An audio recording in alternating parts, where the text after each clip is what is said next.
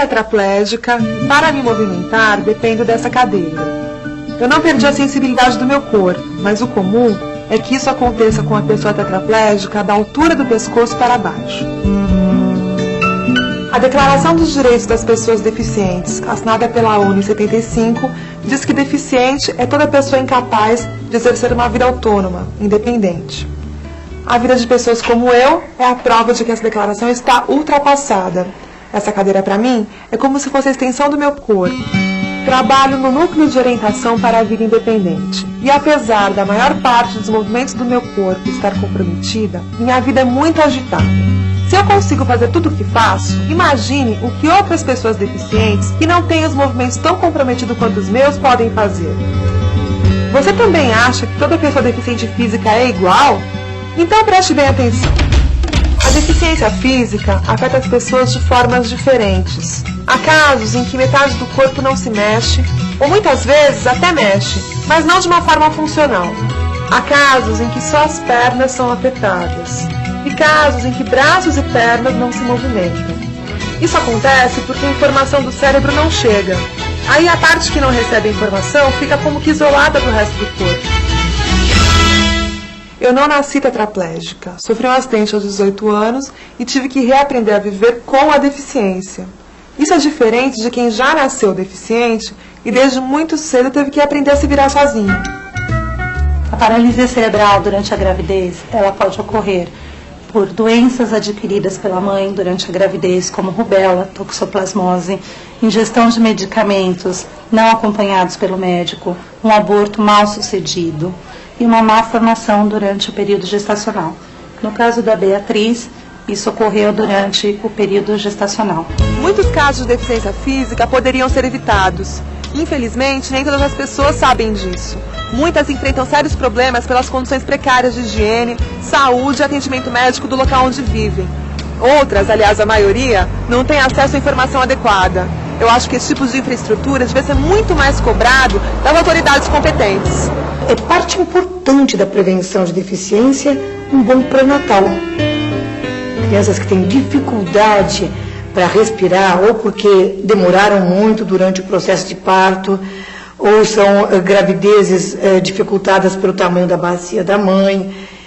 São crianças que podem ter um risco potencializado de desenvolverem deficiências motoras. Uma gestante bem acompanhada, o médico já pode intervir, levando para uma cirurgia, para uma cesariana, para um fórceps de alívio, enfim, para os cuidados que ele determina serem os mais adequados naquele momento. O pré-natal também informa sobre os cuidados quanto à ingestão de medicamento. Medicamentos novos nunca podem ser incluídos nos cuidados de uma mulher durante o ciclo grávido puerperal. E as mulheres não devem se automedicar, evitar a automedicação, sobretudo durante o pré-natal. Nenhuma medicação pode ser ingerida sem o conhecimento do médico. Durante o pré-natal também a mulher vai identificar o risco do tabagismo, o fumo exagerado, do uso de álcool e de qualquer outra droga. São cuidados que fazem parte do bem-estar da saúde da gestante e que vão, exatamente por isso, garantir uma saúde do recém-nascido. Agora tem as pessoas que, como eu, adquiriram a deficiência depois que nasceram. Nesses casos, o motivo pode ter sido algum acidente no trabalho, no trânsito, a violência urbana ou ainda algum problema de saúde que trouxe a deficiência física como sequela. Nas casos pós-natais da paralisia cerebral, pode ocorrer uma anóxia, por demora do parto, ou mesmo o enrolamento do cordão na criança. Isso ocorre uma falta de oxigenação no cérebro. A criança pode ter doença cardiorrespiratória, ela pode ter uma doença infecto-contagiosa, seria meningite, encefalite, e pode ocorrer acidentes, como traumatismo craniano, tá? E no caso do Felipe, ele teve uma anóxia cerebral, foi uma falta de oxigenação durante o parto. Febre e convulsão são fatores que devem exigir um controle clínico imediato. A criança também, ao longo do processo de crescimento, pode estar sujeita a alguns acidentes domésticos. A criança começa a andar e um tombo pode gerar um traumatismo crânioencefálico com graves deficiências. O que se retrata e o que se registra hoje a respeito de acidentes de trânsito de ferimentos por arma de fogo e ferimentos por arma branca não é desprezível. São fatores que geram realmente deficiência. A violência urbana pode ser prevenida. É uma atitude que deve ser considerada do ponto de vista pessoal. A hipertensão arterial que incide no adulto, que pode muito bem ser tratada com medidas dietéticas, né, um controle alimentar, a atividade física regular e a medicação. Ele pode evitar aquilo que nós conhecemos como derrame. O indivíduo com derrame vai ter uma paralisia, vai ter uma perda da função motora muito grande. E se ele tratar a hipertensão, ele não vai chegar a ter isso. Tem muita gente que acha que eu sou prisioneira dessa cadeira. É justamente o contrário. Essa cadeira me liberta porque ela facilita o meu raio de ação e me permite uma maior mobilidade. Pode acreditar, é a mesma coisa com quem usa outro tipo de aparelho. Pessoas com deficiência física são pessoas equipadas. Geralmente, elas dependem de aparelhos como próteses ou órteses. Todos são equipamentos que ajudam a pessoa deficiente a realizar determinados movimentos. Mas para algumas pessoas não deficientes, esses equipamentos só ajudam a aumentar a má impressão que elas acham que o deficiente provoca. Elas costumam ficar tão impressionadas que mal conseguem disfarçar. É aquele olhar meio tenso, às vezes até com medo que as pessoas fazem. Você sabe como é que é, né? Pois é, imagina uma criança deficiente tendo que aprender a lidar com esse tipo de situação desde os primeiros anos de vida. Quando eu era criança, a minha reação era agressiva. Quando as pessoas me olhavam, eu não gostava daquele olhar de piedade, de coitadinha. Então eu perguntava, que foi? Nunca viu? Tá olhando por quê? Eu representava um clube de crianças deficientes. Aí nós fomos para uma apresentação para a alta sociedade do Morumbi. Na entrada, o porteiro tomou um papel que eu tinha na mão. Aí eu disse para ele, não, isso aí eu vou falar, é o que eu tenho que falar. Aí ele olhou para mim e falou assim, eu só queria saber se você sabia falar. Um dia eu estava passeando na praia e quando menos esperei encontrei um colega do colégio. Ele já me conhecia e ele olhava para mim e ficava gozando, me apontando para os colegas. Só porque eu estava lá com meu corpo exposta de maiô, ele achou aquilo engraçado e ficou fazendo gracinha mesmo. E hoje eu consigo dizer para essas pessoas, explicar para elas da importância, o que é ser um deficiente e da importância de se ter uma perna mecânica para se ir à escola, para se ter trabalho, para se ter lazer. Isso faz bem para a autoestima dele.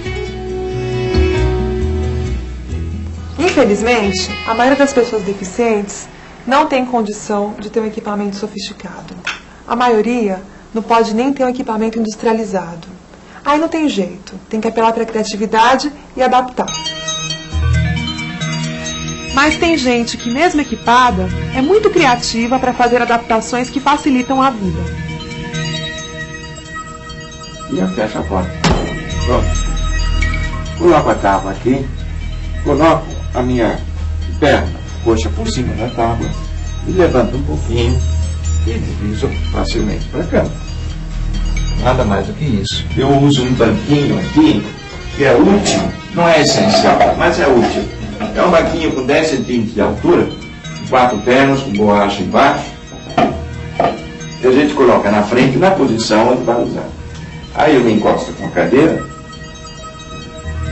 aqui assim, apoio os pés em cima desse banquinho e, mais uma vez, transfiro com toda facilidade.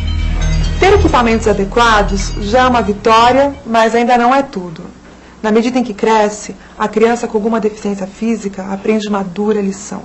A sociedade não se preparou para conviver com ela, não está pronta para recebê-la e integrá-la. A maioria das pessoas não sabe sequer distinguir entre deficientes físicos e deficientes mentais. Ainda acha que deficiente físico é automaticamente deficiente mental. E ainda tem aqueles que acham que a deficiência física é contagiosa. Você acha que eu estou exagerando? Aí o médico me olhou, nem me examinou direito, né? Via que eu não fazia as coisas direito, não pegava as coisas direito, né? Demorava para falar, aí ele colocou no atestado, né? Retardada mental. Nós temos movimentos involuntários, nós temos espasmos, tá? E nós temos uma série de complicações que levam a crer que nós somos deficientes mentais, né? Até porque nós somos mais lentos do que os outros, né? Se pedirem para eu fazer uma coisa depressa, aí que a coisa enrola. Quando ela voltou às aulas, ela estava um pouco debilitada para andar. Ela precisava de uma pessoa que desse a mão para ela para andar. Acharam que não tinha condições da Raquel continuar na escola.